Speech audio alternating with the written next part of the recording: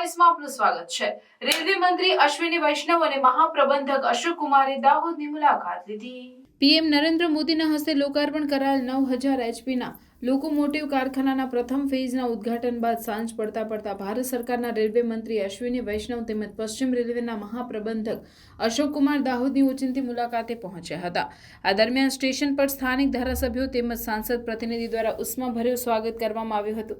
Rail મંત્રી અશ્વિની વૈષ્ણવે Dahod railway station પર ચાલી રહેલા ભારત સ્ટેશનના કામોની સંક્ષિપ્તમાં જાણકારી મેળવી હતી। ત્યારબાદ ઉપરોક્ત રેલ મંત્રીનો કાફલો નવનિર્માણ પામેલ 9000 એચપીના લોકોમોટિવ કારખાના રેલવેના નિરીક્ષણ અર્થે પહોંચ્યા હતા। આ દરમિયાન ઉપસ્થિત રેલ મંત્રી અશ્વિની વૈષ્ણવ રેલવેના મહાપ્રબંધક અશોક કુમારેના ઉચ્ચ અધિકારીઓ પાસેથી લોકોમોટિવ કારખાનાની વિગત મેળવી હતી। તેઓએ જણાવ્યું હતું કે આ રેલ કારખાનાનું પ્રથમ ફેઝનું ઉદ્ઘાટન થયું છે। કારખાનું પૂર્ણ કરવાની 2024માં લક્ષ્યાંક મૂકવામાં આવ્યું છે। નિર્ધારિત સમયમાં એટલે કે ડિસેમ્બર 2024માં 9000 એચપીનું પ્રથમ એન્જિન તૈયાર થઈને ભારતીય રેલના પાટા પર દોડશે। આ રેલ કોચ ફેક્ટરીને શરૂ કરવા માટે પ્રધાનમંત્રી નરેન્દ્ર મોદી દ્વારા સમય પર રિવ્યૂ લેવામાં આવે છે। પ્રધાનમંત્રીની ખાસ નિગરાણી હેઠળ આ રેલ કારખાનું બનીને તૈયાર થવા પામ્યું છે અને આવનાર સમયમાં આ રેલ કારખાનામાં સ્થાનિક લોકોને રોજગારીની ઉત્તમ તક પૂરી પાડશે તેમ જણાવ્યું હતું। दिसंबर 2024 का टारगेट है जी। Yes sir. दिसंबर 2024 का टारगेट है। आप देखो मोदी जी का जो काम वो हाथ में लेते हैं जी, समय से पहले ही कंप्लीट करते हैं। तो 2024 के दिसंबर तक इससे पहला इंजन निकले। सर मोदी जी की गारंटी है, सर मोदी जी की गारंटी है कि रोजगार के लिए हमेशा प्रयास करते हैं। तो जब यहाँ फैक्ट्री लग रही है तो यहाँ के लोगों को रोजगार की कितनी संभावना है? आप अभी देखो, आप पूछो एमएलए साहब से। बिल्कुल बात मैं रास्ते में यही बात कर रहा था कि मोदी जी का आत्मनिर्भर भारत का मिशन, मोदी जी का आत्मनिर्भर भारत बनाने का जो संकल्प है और उसके पीछे ताकत से लगे हुए हैं, एकदम ताकत के साथ लगे हुए हैं। एक एक चीज़ पे ध्यान दे के बारीकी से इस फैक्ट्री की मैं अगर बात करूं आपको, मेरे ख्याल से रेगुलर रिव्यू पीएम साहब ने कम से कम कितनी बार किया है, कितनी बार पूछा है फैक्ट्री की प्रोग्रेस कितनी है। जब फाउंडेशन बनी, जब इसका ये सारा फैब्रिकेशन होके आया, ट्रैवर्सर लगने लगे, एक एक चीज़ की जानकारी रखते हैं। तो पीएम साहब का बहुत डिटेल में बारीकी में जाने का स्वभाव है। ये उसके मतलब उनके उस विजन के कारण ये संभव हो पा रहा है।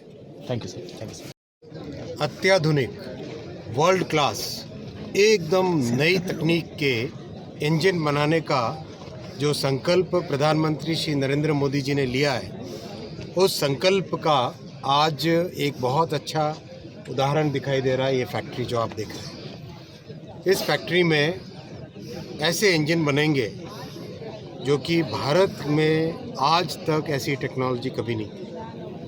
बहुत तेज़ी से काम हुआ है। 1.5 साल पहले यहाँ पर पूरा मैदान था। क्या था अभी बोले थे हम? नहीं, गुजराती में बोले